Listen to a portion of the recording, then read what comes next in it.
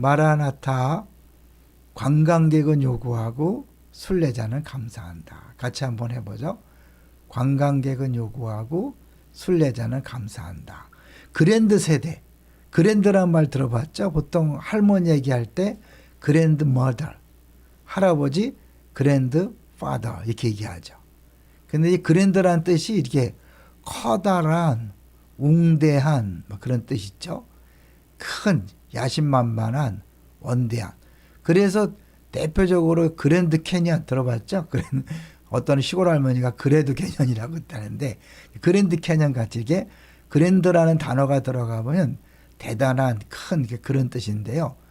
지금 이제 초고령화 사이에 접어들고 있는 한국 시장에서 최근 급부상하는, 급히 이제 이렇게 뜨고 있는 블루오션 시장이 있대요. 그게 뭐냐면 바로 그랜드 세대라는 거죠. 이제 세대라는 것은 한 30년을 세대라 그러는데 요새는 점점 줄어들고 있죠. 한 세대가. 근데 이 그란드 제네레이션이라는 표현을 썼는데 이제 확실히 일본은 발음이 안 좋아, 그죠? 그란드 제네레이션이라고 그렇게 일본 애들이 명명했대요. 55세 정년 이후 제2, 3의 인생을 활기차게 살아가는 사람들을 칭하는 신조어다. 기존의 액티브 시니어와 실버와 같은 명칭을 대체한다. 그러니까 새로운 개념인 거죠. 일본 대표 유통기업인 이온그룹이 2012년 한참 됐죠. 벌써 10년 전에 9월 경로의 날을 지지데이, 그러니까 그랜드 제네레이션, 그래서 지지잖아요. 지지데이로 칭하면서 일반인들에게 확산됐는데 우리나라에는 이제 10년 늦게 온 거죠.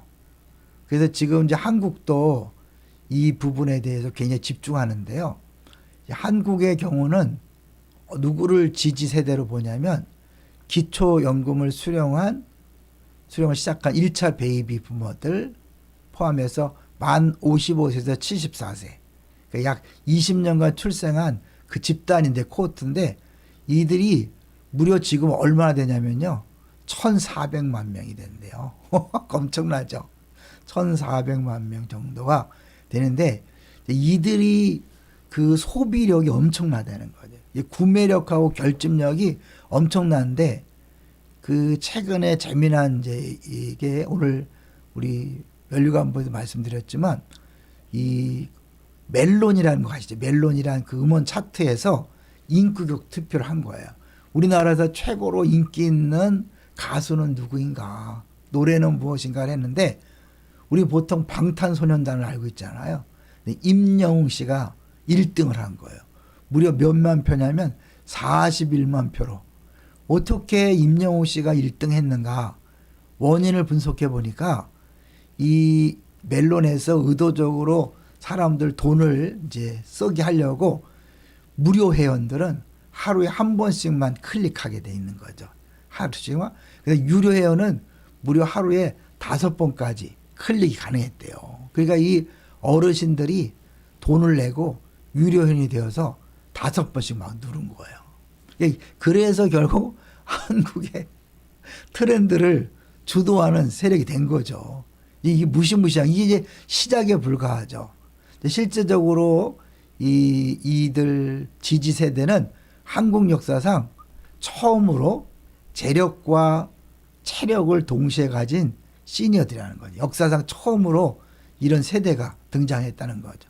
다름하여 최강 노인들이 지금 등장한 거예요. 실제로 이들이 갖고 있는 자산을 보면요, 엄청나대요.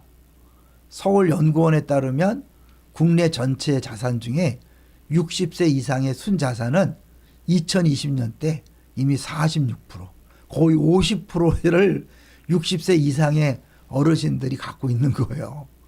디지털 기기도 너무 사용을 잘한다는 거예요. 그래서 2021년 50대 이상 베이비 부모 세대의 온라인 결제 금액은 전년보다 29.6% 증가한 거죠.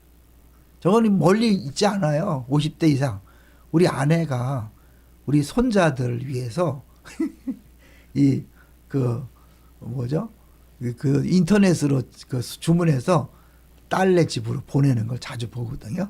그러니까 이 어른들이 특별히 아이 하나에 양 부모뿐만 아니라 할아버지 할머니들이 굉장한 그런 소비층이 됐다 그랬잖아요.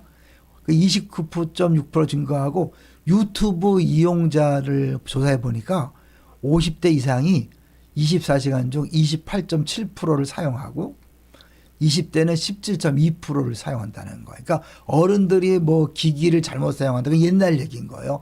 지금 60대, 70대가 인터넷 어마어마하게 사용하고 있는 거죠.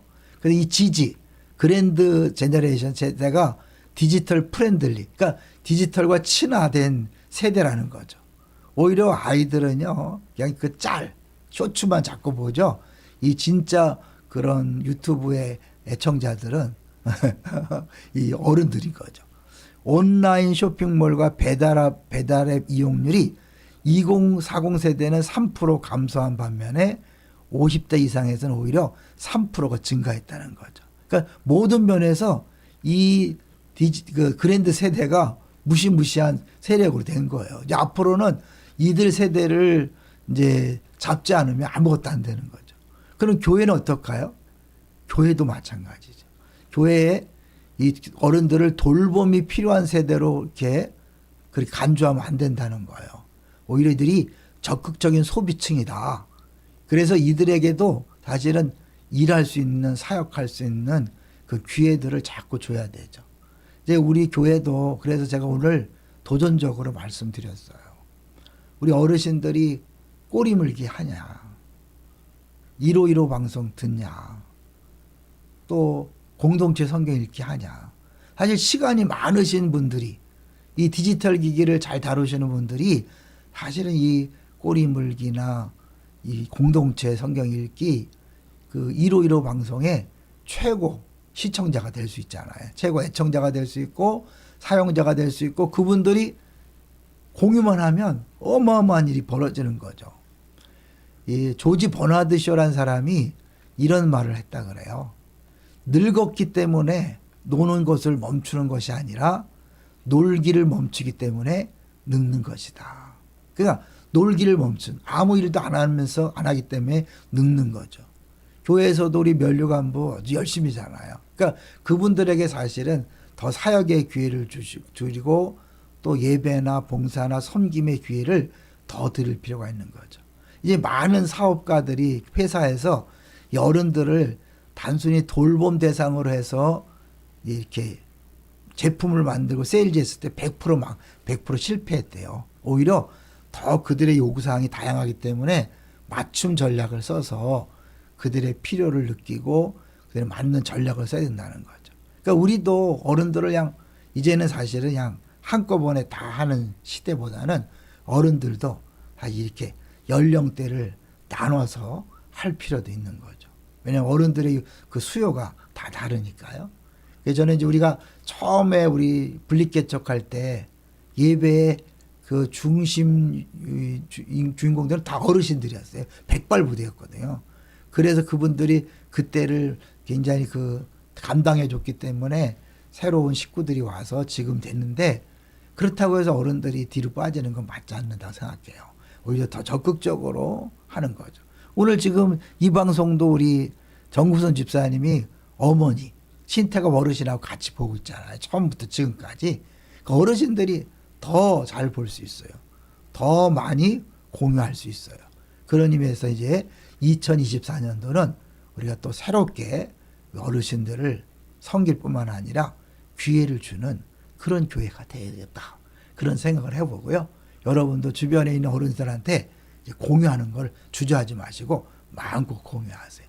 그분들이 진짜 이제 문화를 바꾸고 또 많은 사람을 주 앞에 돌아오게 하는 어마어마한 통로가 될 줄로 믿습니다. 할렐루야.